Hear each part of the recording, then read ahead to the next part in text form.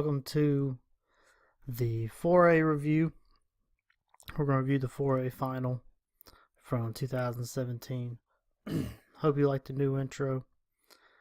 And let's get started. Here we want to look right here. I want to say a good job of the officials letting go of this chop block. It's hard to see right there. When we look at, wind it back some. He's going to make the contact high. We're looking right here. And he's going to slide down to when the other blocker comes in and hits him high. So when that second blocker comes in, you do have the first blocker low, but when we go back to see watching the whole play, it's going to hit him high, just going to slide down, and then that second blocker is going to come in. So that's going to be a good job of just letting go of that, not calling that a chop block. If they hit high and they kind of slide down like that, we want to let that go.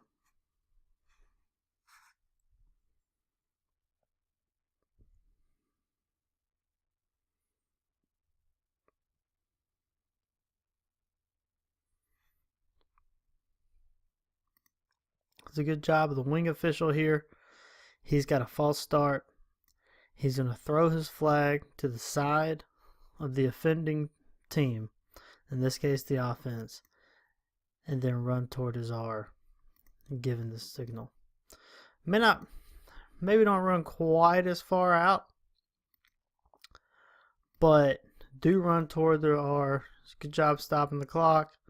Everyone knows where the play's dead, and then just run toward the R and give the signal. Again, probably don't want to run that far, but that's fundamentally what we want to do. Throw your flag to the side of the offending team and run toward the R and give the signal.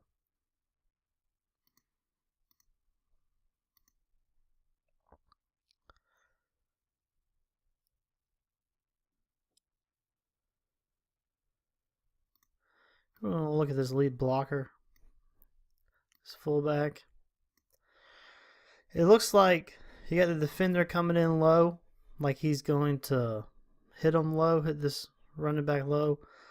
But then running back's just going to drop and kind of take him head on. They both kind of take each other out of the play. So we would not flag this for a low block. Not when he comes down and meets him like that. So good job of holding off on that. I just want to point out too, this crew did a really good job. I was really impressed with this crew. Now a lot of the stuff we're going to look at in this film is going to be, attaboys, good jobs. So again, it's a really good crew. Really impressed with them.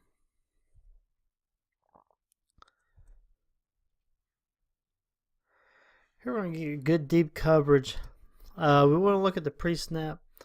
If we're on a punt and the ball snapped inside the 40, we want our deeps to go ahead and line up on the goal line, regardless, on snaps inside the 40.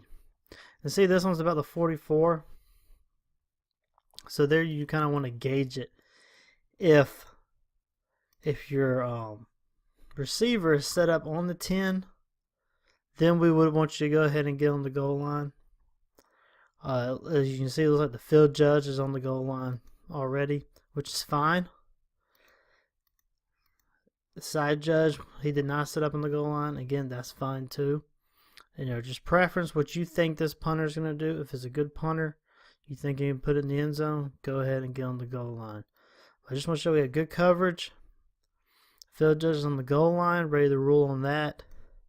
Side judge is right there on the sideline, ruling on the kick going out of bounds. Since the ball bounced and then went out of bounds, that's going to be all on the side judge. He will have the spot 100%.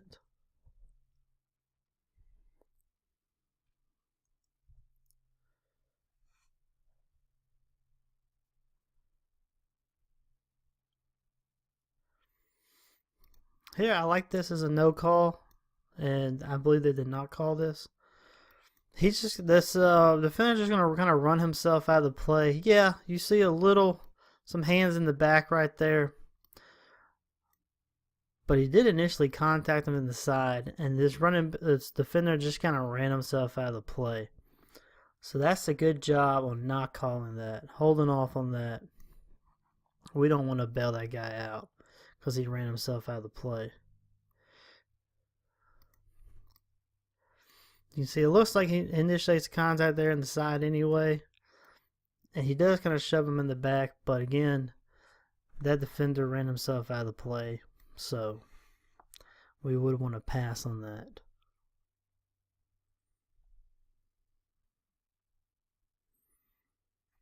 Here we're going to have a good call and a good play.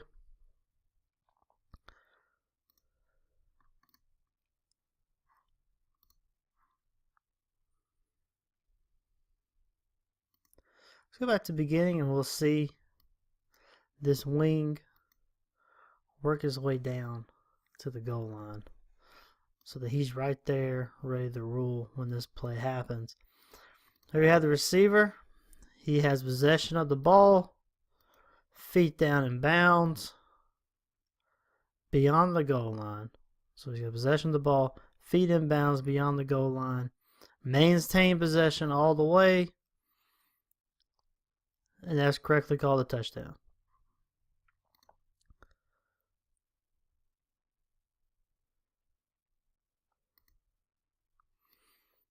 Again, there's the possession, there's the feet down in bounds, beyond the goal line, and he's going to be driven out of bounds. Good call, good job. There's nothing in the video to indicate anything different. Official was patient, waited for him to go all the way to the ground, made sure he maintained possession. You can see him getting up with the ball in his hand. Good job.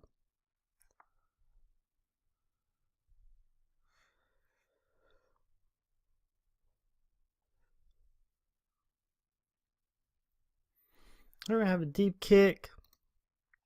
Filled it at the goal line. Now, we say in the mechanics manual the R has the ruling on the goal line. But in this situation, you see the receiver has his back to the R. So the R really is in no position to rule on this. So in this situation, the ruling would have to go to the wing. When we play it, you see the wing is the first one to make the call, which is correct. Because again, like I said, R can't see this. R has no idea where this ball is.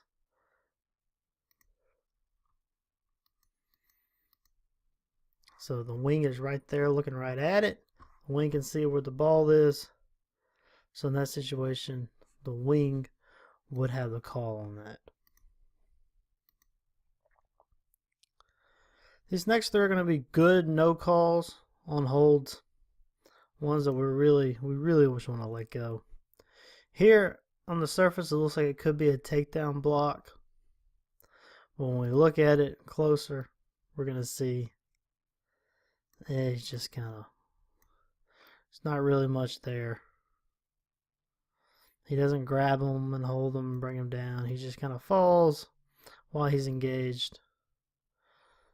And the defender goes down with him. So that was a good no call. Not enough there to warrant a hold. We're going to look at another one. Now when we look at hold, we always want to look at feet. Where are the feet? We have good feet. We have good feet. Once the good feet are gone, he lets go. And again, not much there to warrant a hold. Same thing here. Feet are good. Feet are in between the defender and the ball carrier. As soon as he loses the feet, he lets go. Nothing there.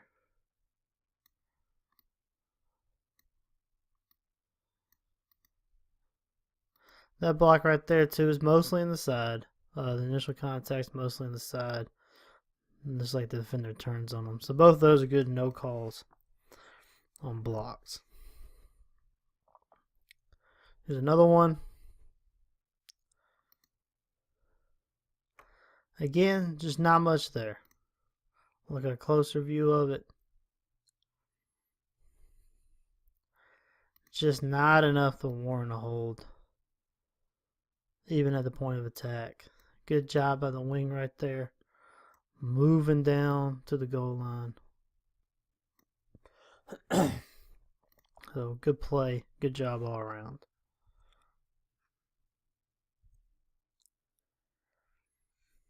We have another play at the goal line and good job by the officials. Note the positioning of the deep guy. He's on the goal line. The goal line is the threat right now. That is the line that is most likely to be threatened for him. As this play comes toward him, he's just going to back up, maintaining his position on the goal line. He's in great position to rule on interception, catch coming down the ground, and in case for some reason this broke free toward the goal line, he's still be in good position to rule on the goal line. Good job by deep. Let's watch it again. It's great positioning, backing up, staying on the goal line, giving himself a wider angle. Great patience, good poise, good job.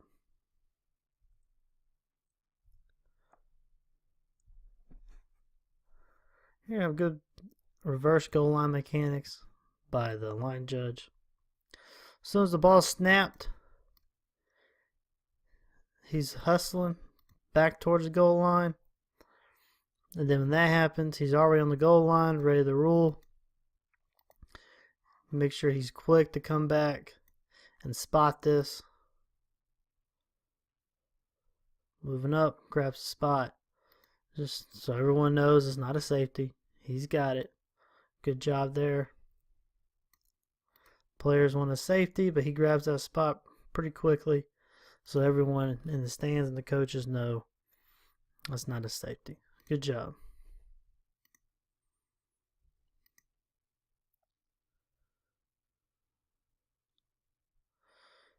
As you notice, we got a 4th down.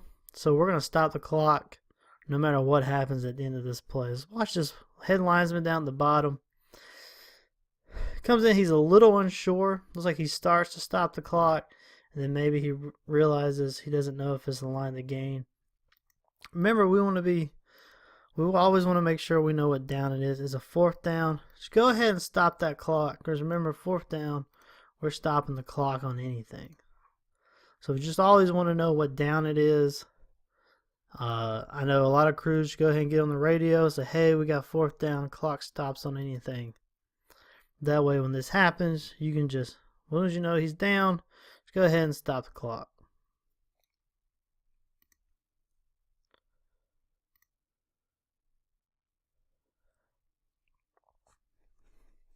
It's going to be a good job of the wings crashing in and selling a spot here. We got the ball is going to be dead close to the goal line. One thing I would say is that we should already have a wing on the goal line right here. That way we're not backing up when we're crashing in. So, but they do a good job crashing in right here, selling this spot so that everyone knows no safety. We have him down. Good job crashing in and selling that spot.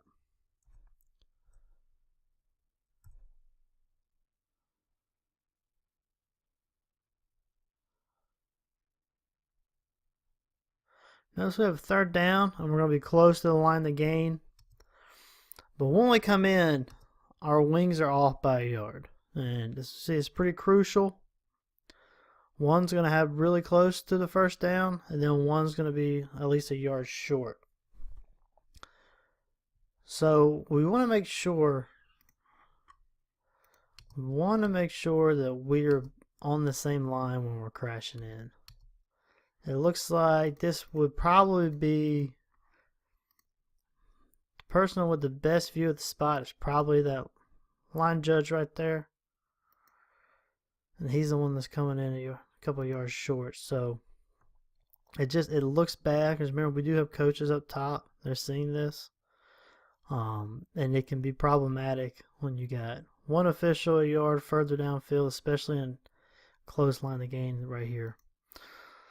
So I was just trying to make sure wings are coming in on the same line. And the last clip here, I just wanted to show you.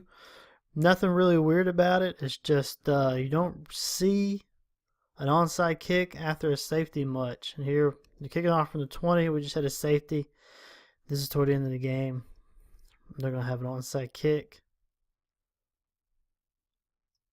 And I just thought it was neat to see because you don't see this very often. A good job by the kicking team of not doing a pop-up kick. Looks like they're going to try the dribble kick.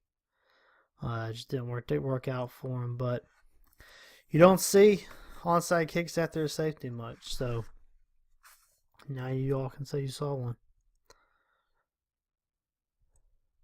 Alright, that's it for this week. We're going to be back in a couple of weeks for a review of the 5A game. So, hope you're on the rule books. Spring scrimmages just around the corner. And then the summer camp.